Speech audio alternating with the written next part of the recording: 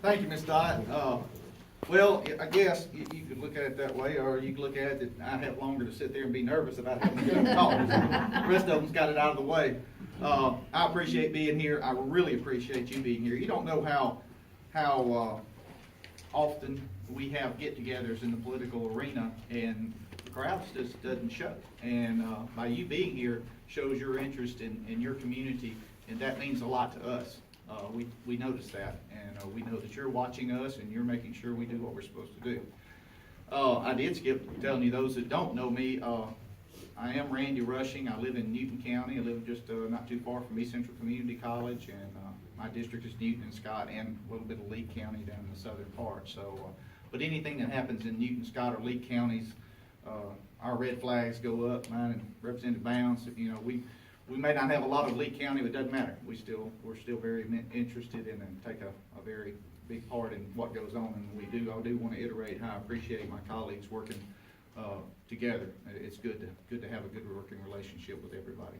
A few things I want to hit on. I'm chairman of the Municipalities Committee, and a lot of times politicians will get up, oh, we passed this bill, and we passed this bill, and we passed this bill. Well, let me tell you, folks, somebody told me one time when I first got elected, it's just as important, if not more important, what bills you kill as it is what bills you pass.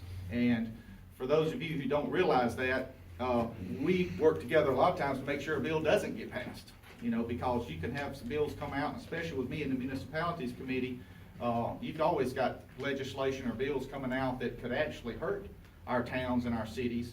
And not that anybody's out to do that, but a lot of times people don't think when they introduce legislation, they don't think about what it will have as an impact on our smaller towns and our smaller cities. So we monitor that a lot, and we get together and kill bills a lot of time that you never even hear about. You know, they don't ever come up. We had, I think this year was a low number, as usual. We had a low number of bills that were introduced, but usually on an average session, it's upwards of 2,000 bills that are introduced. So you have to go through those and pick out which ones you definitely don't want to pass, and then you start working on the ones you do want to pass.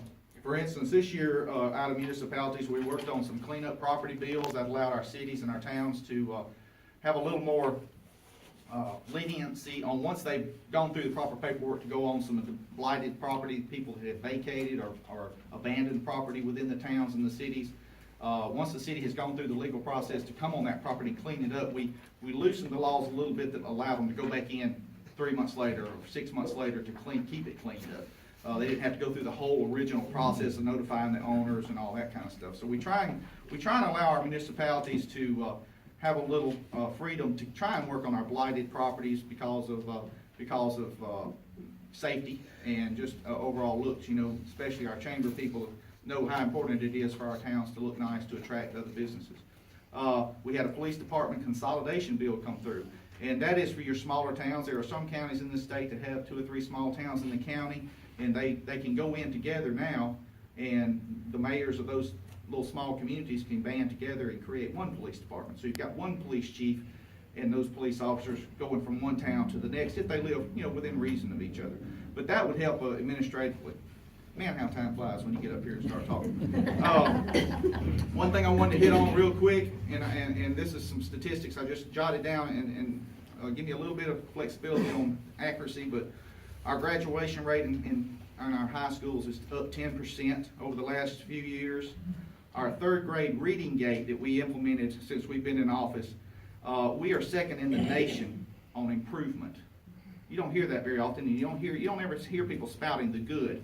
But our education community, our teachers, our headmasters, our local schools, and our legislation of passing the 3rd grade reading gate has gotten us second in the nation. The rest of the nation is looking to us. We're second in the nation on improvements from 3rd graders going into 4th grade. Our dropout rate has reduced, and we are, like you said, we're looking at our funds. $100 million sounds like a lot. I used to think, you know, $100 million, you can't count any higher than that. You get in Jackson, $100 million doesn't go very far. And so, you know, I'm very proud of where we have been responsibly spending on our money, our revenue source, and that kind of thing. I would like to get more specific with it, but our corporate income tax is up 20%. That means our companies and our businesses are paying 20% more, which is about $40 million So what we're doing there, encouraging these companies to come to Mississippi, and once they've used up their tax breaks, they're investing in our communities and our local schools. So I appreciate your time, and please feel free to ask me any questions or grab me by the earlobe when I start out, and we'll talk. Thank you very much.